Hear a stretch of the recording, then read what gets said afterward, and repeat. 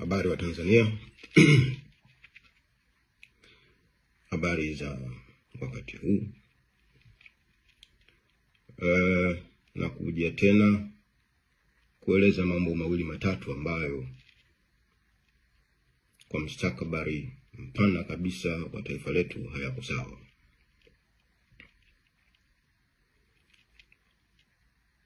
Kwa takribani majuma mawili kama sikosei, polisi ilitoa listi ya watu inawatafuta. Na cha kushangaza katika taarifa ile, jina la Humphrey Polepole balozi halikuwepo. Na hii maana yake nini? Maana yake polisi wanajua Humphrey yuko wapi.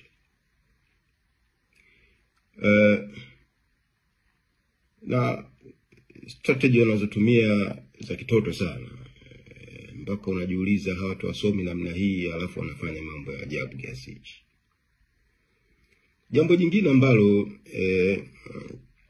nililipata kwa muda kidogo umepita, nikasema hebu ngoja nitalitolea taarifa.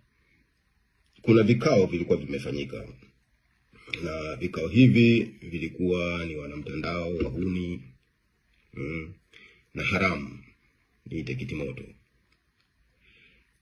Katika kikao kile kuna mjumbe aliuliza kuhusu nini kifanyike kwa Humphrey Polepole. Kikwete alisisitiza aendelee kushikiliwa. Sasa mzee Kikwete nakuheshimu sana, lakini katika hili tutatofautiana sana. Tutatofautiana sana, tena sana. Kikwete, uchungu wa mtoto unaujua. Una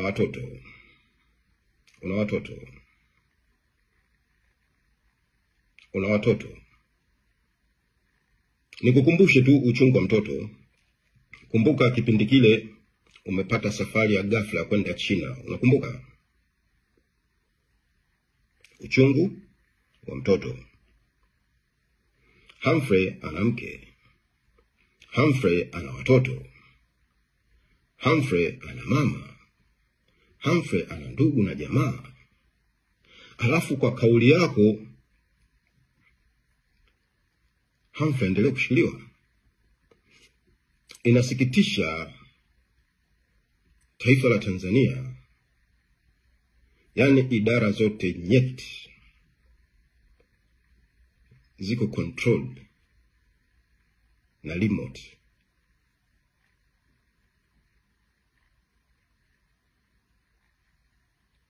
Mnatesa na kunyanyasa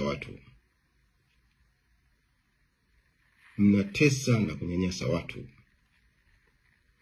Nikukumbushe kidogo nyinyi wanamtandao, wahuni, haramu, kitimoto. Hapa duniani kuna viburi vikubwa vya aina tatu. Na ukiona umepata kiburi kimoja kati ya hicho, ujue anguko lako haliko mbali. Na anguko hilo huwa ni kifo. Kuna kiburi cha uhai. Yani ukishakuwa na uhai tu, unalinga, unafanya hivi, unaona watu wengine si sawa, wewe ndio bora na watoto wako, mle vizuri, mnywe wine, msherekee, mfanye nini, wengine wao watumishi wenu wawapikie, wafanye hivi. Anguko limekaribia. Kiburi cha pili ni kiburi cha pesa. Kiburi cha pesa kinakwenda na uzuri hapo ndani yake. Yaani unajiona wewe ndio bora sana. Wengine wote hohehahe, hawana maana kabisa katika dunia hii. Anguko lake ni kifo. Na kiburi cha mwisho cha tatu ni madaraka. Leo hii Tanzania imekuwa kama yani hakuna serikali. Kwa sababu serikali ni haramu. Yaani serikali haina tofauti na kitimoto. Haramu. Sasa madaraka ambayo mnayo, na pengine wewe mshika remote, mnakuwa mna kiburi cha madaraka cha kutesa watu, kuua watu, kupoteza watu, kuteka watu. Ni kwamba mtu yote tunaweza tukamfanya kitu chochote kwa wakati wote. Na hii mwisho wake ni kifo. Niwakumbushe Mungu yupo. Mungu yupo na Mungu huwa hachelewi. Mungu yupo na Mungu huwa hachelewi. Jambo jingine niwaambie kwamba Mzee Kikwete, kwa sababu wewe ndio ulitoa order ya Humphrey endelee kushikiliwa. Kama ndio hivyo, basi tupe mwili wake tuzike. Tupe mwili wake tuzike mzee, uendelee kunywa wine, nyama choma, uenjoy kabisa, na mama nyumbani, watoto safi kabisa. Sisi kama vipi, tupe mwili wetu basi kilo safi kabisa, tupe mwili wetu tukazike. Unaona? Manake kwako Humphrey ni kero. Kama huwezi kumwachia, tupe mwili wake tukazike kilo safi kabisa.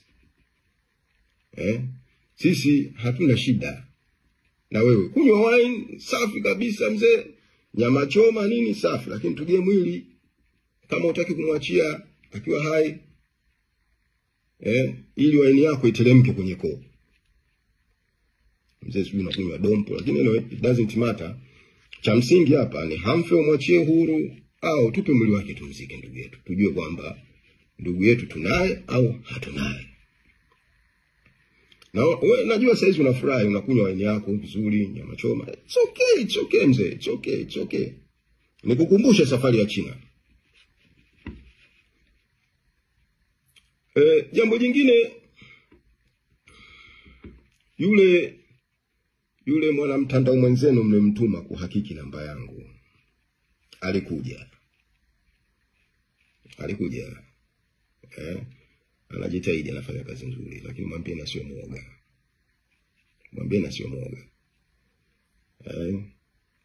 Alikuja. Afu dakika 2 namba yake akafuta kwenye system. Mwambie na sio muoga.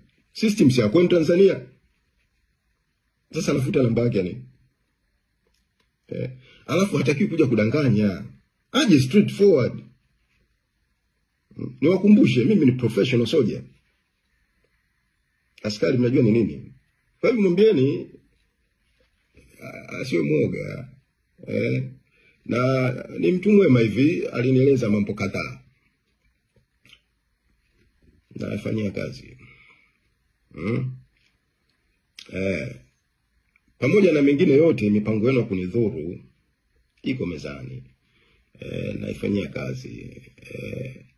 Sisi kule kwenye medani Chakabuzi tunasema kumpiga busu mamba. Kule kwenye medani maeneo yetu ya kujidai kule tuna theory yetu moja ya kumpiga busu mamba. Zamani tulikuwa tunasema kumshika simba korodani, lakini ilishakuisha. Siku hizi kuna kumpiga busu mamba. Mipango yenu ya kunidhuru iko mezani. Mnakaribishwa, kwa sababu kwangu kufa ni faida, na kuishi ni Kristo. Pamoja na mambo mengine yote, mimi Yesu Kristo ndo mpango mzima. Na muamini Mungu. Mkifanikiwa, and the opposite is true. Watanzania niwaeleze kitu kimoja, kundi hili la wanamtandao wahuni ni kundi baya sana. Angalieni nchi yetu ilipofika mpaka sasa. Nchi imejaa taharuki. Wananchi wamekufa. Alafu watu wanafanya sherehe wameshinda. Nani alipiga kura? Hali za watu zinazidi kuwa duni. Watanzania tusiogope. Kila mmoja kwa nafsi yake asimame apaze sauti kwa vitendo. Kwa vitendo kabisa.